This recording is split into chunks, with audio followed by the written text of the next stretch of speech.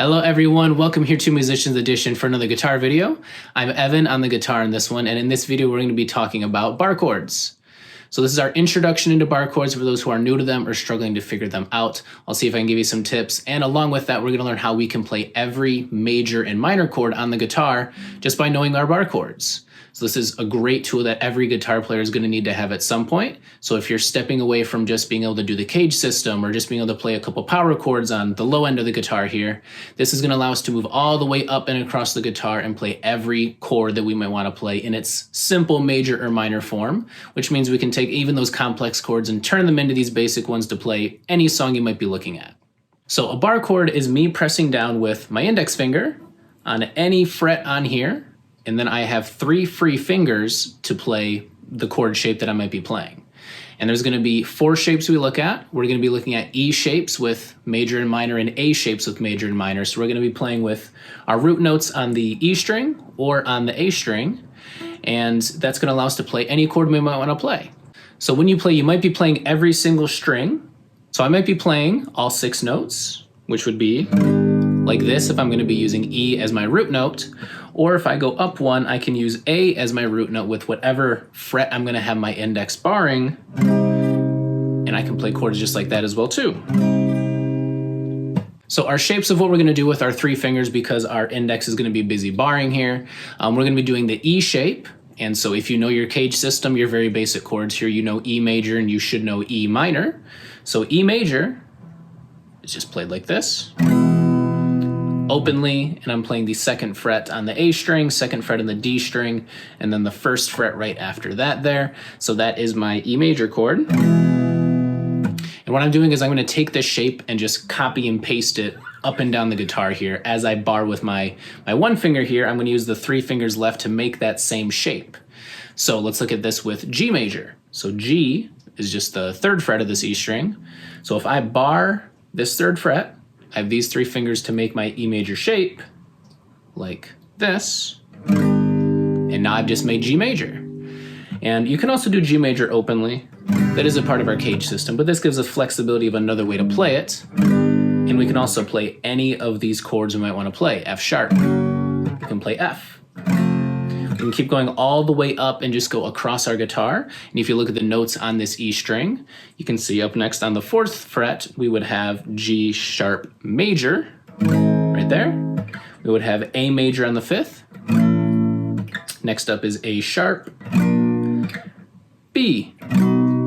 We want to play C right here, C sharp, D major, D sharp major. And lastly, we have one more E major, 1 octave higher that we can play as well too. And that now gives us every single major chord that we can possibly play, going all the way from low E up to high E right here. And we're just barring to see which note we might want to be playing there. And so that is how our pattern is going to work. We're just going to apply this to these different shapes here. And this is how we can play every single chord. I really recommend you do print out a diagram of those root notes, of everything, all the strings in this guitar, but especially this E and this A if we're going to be learning these chords. It's going to be very important as you build chord progressions or just learn songs you're looking at. And so next up, let's do that minor shape. So to go from E major to E minor, all we do is lift up our finger. So what we have left is just 2nd fret and 2nd fret right there, while everything else is open. There's our shape. We're now going to copy and paste. It got even easier because we're even lifting off 1 more finger.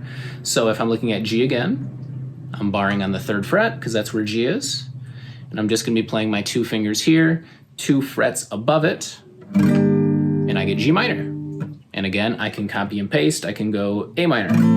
I can jump up to B, C, back up to E, an octave higher, and everything in between. And that's how I can play every single minor chord I might want to play on this low E string. So technically, we just played every single note's major and minor chord. So we could stop there, but what's going to make it easier on us is that we can also do this A string as our root note and figure out the shape of that, copy and paste that all across here.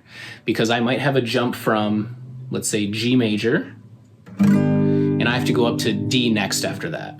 And so D, I could jump all the way up to the 10th fret and play D, but that's a big jump from 3 up to 10. So what I can also do is D is the 5th fret of the A string, so I can just move up to D, play that major shape of A major, and that gives me the same chord. So it's a much smaller jump. It makes it much easier for me to quickly play these chords out when I'm playing a progression and switching between these chords. So that's why we're gonna learn this A string too, so we can do the A major and A minor, so we can have options of how we play our chords to figure out what's gonna be easiest for us. So A major chord, whatever arrangement of your fingers works best. We're going to be skipping out on the low E string, so that's going to have the X with it if you're reading that chord box. We're going to play A openly, then we have second fret, second fret, second fret, and then openly on the high E. And that is our A major shape. We're going to copy and paste all across the guitar. So if we look at B, which is a pretty common chord to be playing, we can play B major by barring the second fret, which is where B is. We're playing 2 frets above that, with our 3 fingers that are remaining. And there we have B major. And again, we can keep going up and up and up. We can play C major here. We can go up to D, and everything all the way up until we get up to that 12th fret, and we would be playing, oop, not the prettiest there, but right there, we would have A major on the 12th fret, 1 octave higher. And depending on the size of your fingers to play this shape, it can be a bit difficult, especially as you go higher up. You can see these gaps, the frets get smaller. So down here, you might have been able to play it if we were just playing A major openly. When you go all the way up to these skinnier frets, it might get even harder for you to play. So really just play around with the arrangement of your fingers. Does it work best with playing middle, then ring, then pinky, or ring on top, or pinky in the middle? Whatever works best for you, so you can play this out. Or if you really just can't figure out any way to get it with those 3 fingers, you can also bar with that index, and you can bar with, I use my ring finger here. The remaining strings, those 3 you have to play.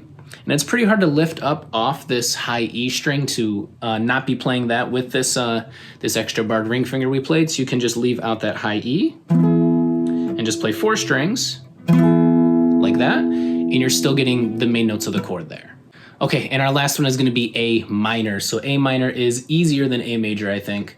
All we're doing is sliding 1 finger down, so instead of being all on the 2nd fret, that one is gonna be going down to the 1st fret here. So again, we're skipping the low E, and we're just playing the 5 strings, and that is A minor.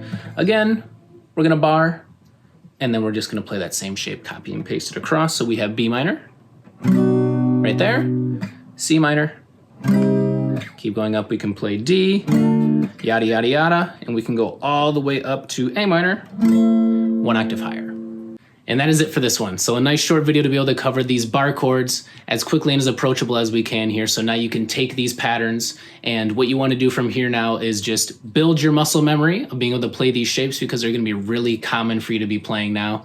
And make sure you can just work on switching between them quickly. So mix up the combinations of, if you're going to be going from E to A, switching between major and minor, and figuring out those combinations, see which one's the hardest for you to do, and push yourself to be able to do that, and go slowly at first and push yourself to go quicker and quicker between these chord changes, because those guitarists are going to go quick in the songs you listen to, so you do want to build up that skill too. Stay tuned for future videos here, as I will do some exercises and some songs that are going to use these bar chords, so we can get practice playing those. So if you are struggling to be able to fret this with just your index finger, some tips you can do to be able to play it better so you're getting a nice clean sound. If you are using any of those shapes that only have 2 fingers actually pressing, you can bring your middle finger over to help you press down tighter, and that should help you with having a firmer grip and get that clean sound. So that works really well with E minor. So I can press with index and middle right on top of it to get extra pressure on there. But for those ones that do have 3 fingers and we can't have a little cheat like that, what I do recommend is don't just think about pressing harder and harder with your finger, because that's just going to make your hand sore, especially right in your palm here.